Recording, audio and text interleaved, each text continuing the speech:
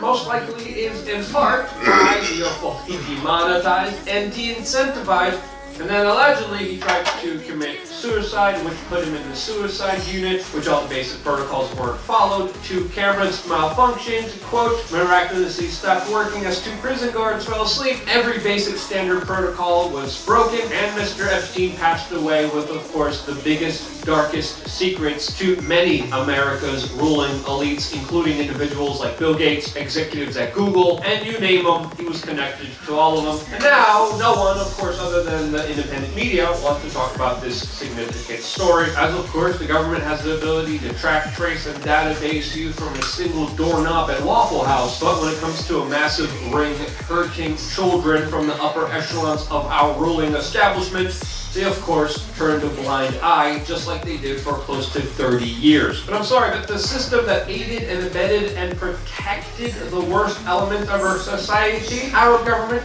shouldn't be trusted until we get some legitimate answers about what actually was going on there. And until we have that, I'm not going to believe the government, and I don't think you should either. They're a byproduct of some of the worst human atrocities on the face of this earth, and that's a system that I'm just not going to be a part of. In other suspicious jail news, we are also finding out that a Chinese journalist in Wuhan who broke the story about the conholio sickness when the Chinese government was covering it up has been jailed for 4 years in China. A journalist being imprisoned for telling the world the truth. Wait, where have I seen this before? Oh wait, with Julian Assange, which of course our ruling establishment media figures are silent on, even though it's all happening under the doing of Donald Trump. Meanwhile, of course, they are openly talking about this issue, which deserves to be called out. Now, let's be honest here, will only be called out by independent media. And most likely is in part why we are fully demonetized and de-incentivized from this platform more and more. And because of that, I just have to work with companies that I personally like, that I personally use, that I think might actually help you. And one of them is this customized probiotics company that I have been personally using for now over 2 months. You literally see how full of ish you are, and you get to test your gut bacteria. Then you receive a customized plan about your actual gut health, and also given the opportunity to purchase personalized probiotics specifically to help you with your gut issues. Again, improving my overall health has been a major goal for me, especially in 2020. And when you really start doing your research, your gut is a huge component to your health. And whether it's your immune system or your mood, this is something that I care about. Your privacy, your data is of course protected here. The ratings of this product are pretty high. I'm really happy I started using them. I think you will too. And if you're interested in it, check out the link down below to literally get your food test. There's really no other way to say it. Now, jumping into our main topic, a lot of people are absolutely disappointed with US President Donald Trump after he, of course, signed the conholio sickness relief bill just moments ago, which even many Trump loyalists are absolutely disenfranchised because of, since this bill is absolutely ridiculous. The only people cheering for this on is, of course, corporate America and what people call their puppet shills, like Senate Majority Leader Mitch McConnell, who thanked Donald Trump for the 900 billions of dollars that is for a bill named the Conholio Sickness Relief Bill. Since, of course, the bill that he signed overwhelmingly supports foreign countries and not the American people. When you look at the absolute amount of waste of pork inside the bill, it is overwhelming in idiocy. Or even Pakistan gets millions of dollars for, quote,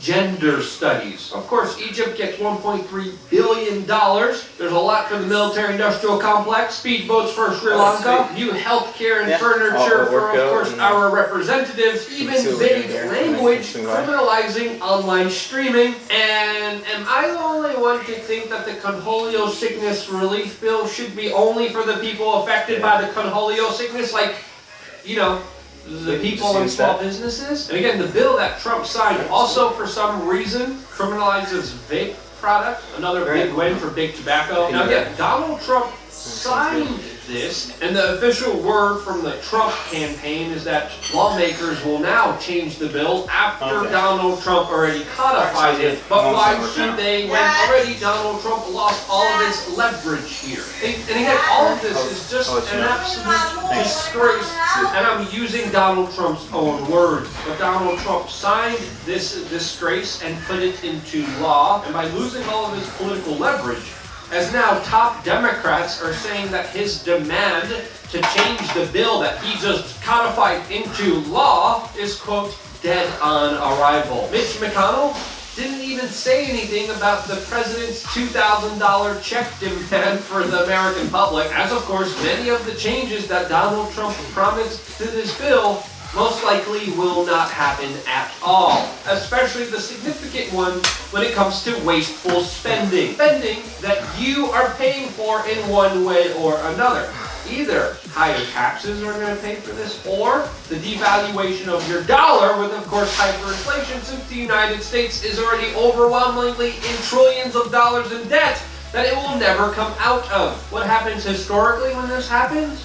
Well, just go look. Just look at recent history with Venezuela, Zimbabwe, two countries that I traveled to. Absolutely devastating impact from just irresponsible financial decisions by politicians who didn't care about balancing a checkbook. And Donald Trump is one of these politicians that, let's just be honest here, has absolutely screwed you, your children, and your children's children when he had an opportunity to leverage his political power to actually make some significant changes. He declined, and according to many, he has become a part of the swamp, which he has previously promised to, of course, drain. Now, throughout all of this, Donald Trump is saying that he is hard at work, even though he has been golfing a lot with establishment status neoconservatives like Lindsey Graham that, of course, are happy that this bill passed, since, of course, it benefits the establishment and screws everyone else over. And let's face it, America, you've been sold out. You've been sold out by any special interest, by the whores which you think are representing you but are actually just in it for themselves, that are getting a massive paycheck, representing interests that are enriching themselves like they have never before. Who's going to pay for this? You and your future children. Sad, it's disgusting, it needs to be called out. And if you agree, share this video with your friends and family members. It is more important than ever, especially since these algorithms and programs and obviously other special interests don't usually like to get called out. Because of that, your voice is more important than ever. Even if it's not sharing this video, raising a concern, raising an issue about an article or a meme, sharing it with your friends, family members, neighbors, random people walking down the street is important, especially now with your timelines being curated. And because you guys do that, because you're a part of the conversation, because I'm still here, love you guys. Stay tuned for more here on WeAreChange.org.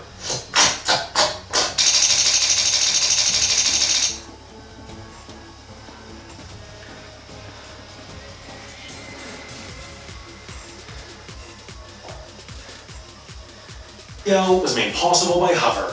Professionalize your web presence with a custom email address for 10% off at hover.com/Wendover. This is the 2-page document that changed the world. It's what's referred to as a notification to the World Trade Organization Committee on Technical Barriers to Trade, a type of document that, to anyone in the know, is thoroughly mundane.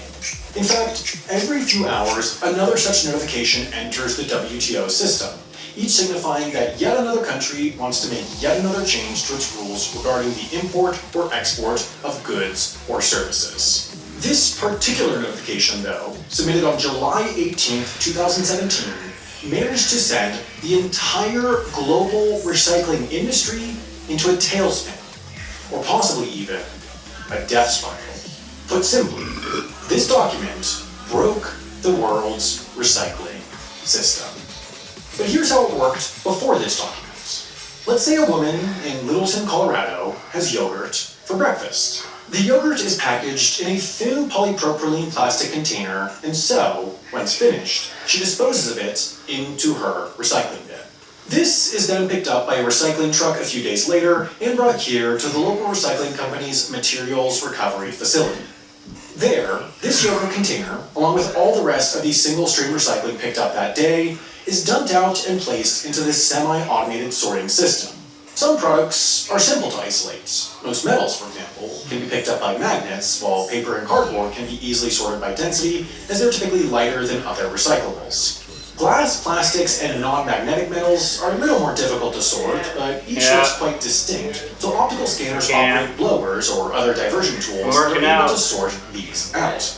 With a few more steps, the facility is more or less left with just plastic, but that's where things get different. Plastic comes in all sorts of shapes, sizes, and types, and different shapes, sizes, or types of plastic are recycled in different ways. Optical sensors start out by at least accomplishing a high-level sort, though. For example, in many US states, plastic bottles are sold with a 5 or 10 cent deposit, meaning that recycling companies put a lot of effort into recovering those from the mix, as they can be sold for, at least relative to the other plastics, a lot. They also put a lot of work into recovering certain plastic types, such as high-density polyethylene, as this both sells for more and is easier to sort out of the mix since it's typically used to make larger items like plastic crates, shampoo bottles, and other products where sturdiness matters. The polyethylene and other higher value plastics are quite accurately sorted and then melted down into bulk raw plastic, which is resold to manufacturers. Certain other plastics, though, have a negative value. They can't be sold, and in fact, it would take so much work to turn them into usable raw material that recycling companies would have to pay someone to take it off their hands. Typically falling into this category are smaller items like bottle caps, plastic bags, and other scraps below 3 inches or 8 centimeters in width that just can't be easily sorted by automated systems. These are then aggregated together and, at best, used to generate electricity through incineration, or, at worst, are just sent to a landfill. So, to summarize, there's high-value plastic that's recovered immediately, negative-value plastic that's either incinerated or sent to a landfill, and then there's a third category in between those two, and that's where things get interesting. Anything that isn't small and unrecoverable or large and valuable is typically mixed together and formed into big bales of unsorted, medium-sized, medium-value plastic that effectively have a neutral value on the free market. The raw materials in these bales, known as MRF residuals, is not quite valuable enough to pay for the sorting process they would need for recycling, which leads to their neutral value, at least in the US. After it takes its trip through the materials recovery facility, that yogurt container from Littleton, Colorado would, if properly sorted, end up in one of these MRF residual bales. These are then loaded into the back of a semi-truck driven 1,000 miles to the port of Long Beach, California. There, the bales are officially exported from the US, loaded into a shipping container, and placed on an enormous yet empty Hong Kong-bound cargo ship.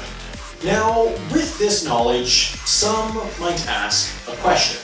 How on earth did we end up with this system, theoretically designed to reduce our impact on the world, where our waste is shipped across the world? To that, there's actually a surprisingly specific answer.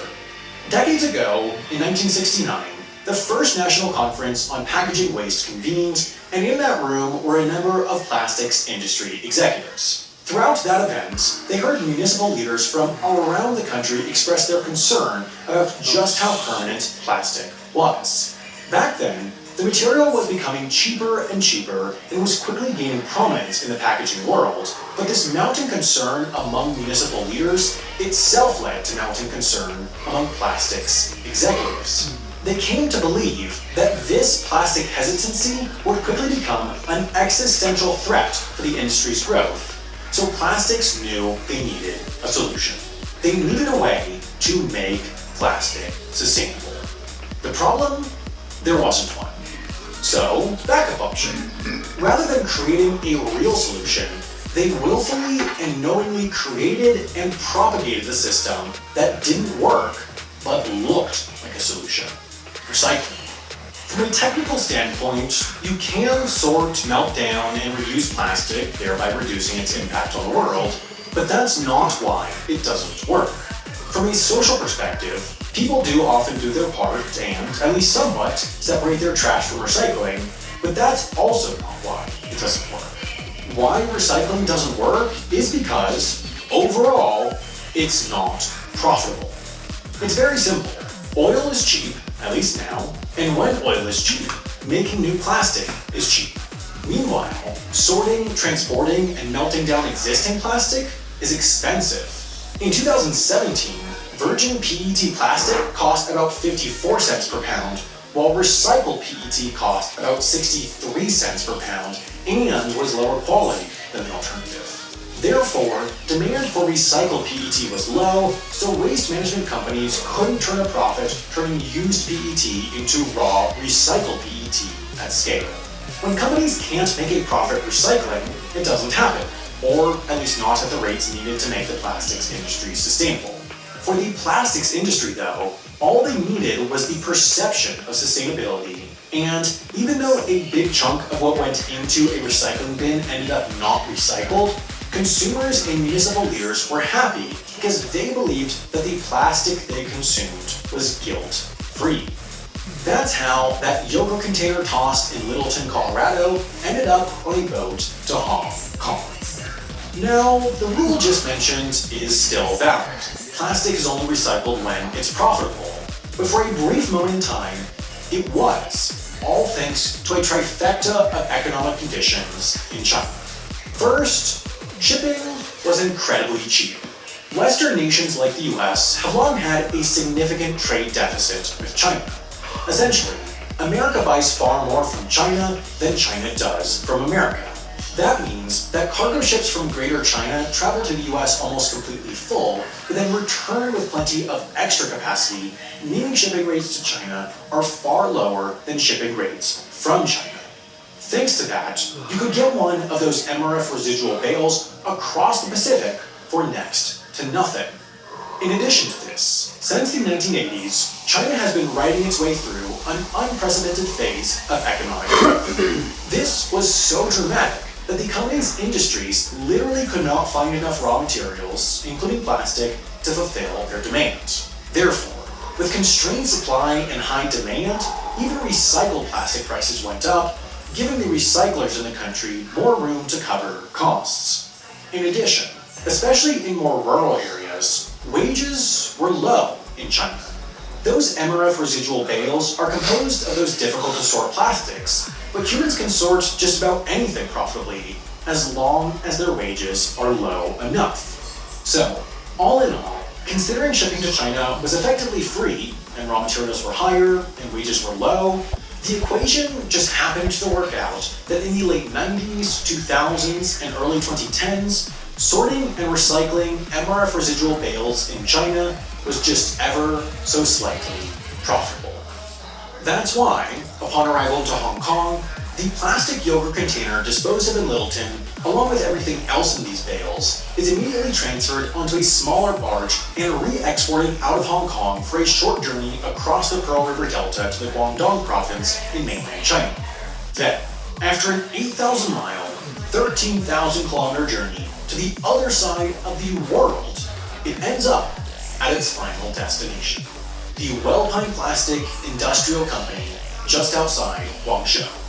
There, the bales are unloaded, spread out, and low-wage workers manually sift through the contents, eventually finding that yogurt container and putting it in a pile along with the rest of the polypropylene plastics. From there, the polypropylenes are melted down, purified, and reformed into pellets, which then, eventually, are sold in bulk to another manufacturer somewhere else in China for a very, very slight profit. Now, this whole system of taking effectively valueless MRF residual bales and shipping them across the world to a place where they did have a very slight positive value worked. It wasn't elegant, it wasn't clean, but it worked. And that's how, for a few decades, the Western world's recycling system functioned. The most valuable stuff was sorted and sold domestically, the valueless stuff was exported to where it had value. Alright guys, I give up. So that was 2:10. Wonder how long we went for. 20 minutes. Whoa, we went over. Nice. Okay. That was 2:10. The next one's 2:11. Till then.